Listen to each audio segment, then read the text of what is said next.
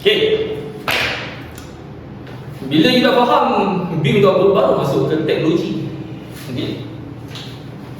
Sebab tu tadi saya kata BIM ni, okay, you nak belajar BIM. Okay, first sekali understand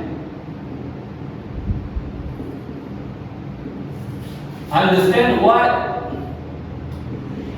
is BIM.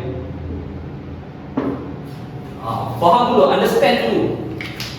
Macam you engineer lah, you engineer betul.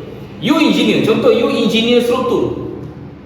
Bila you masuk universiti, you terus belajar struktur ke? Tak. You belajar teori dulu, betul? Contohlah you structural engineer.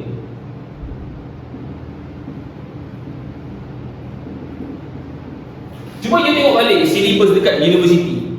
You terus belajar elemen struktur, you terus belajar footing ni besi dia. You terus belajar ke? Tak. You akan bermula teori dulu. You structural engineer kan? You belajar teori dulu.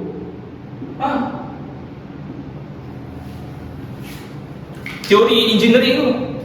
Contoh you belajar apa? Contoh teori structural engineer. Contoh you belajar apa, mekanik kan? Mekanik of structure kan? You belajar ni dulu. Mekanik of structure. You belajar contoh apa? Contohlah live load, dead load kan? Apa nama, wing load lah. You belajar pasal load. You belajar pasal forces kan? Forces. You belajar apa? Normal kan? Normal forces, shear forces. Ini semua teori Ini semua teori. Apa lagi you belajar? Bending moment. Betul tak? You belajar teori dulu. Bila you punya teori dah strong, baru masuk ke application.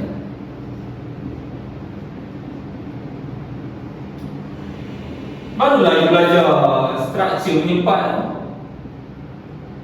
Structure part.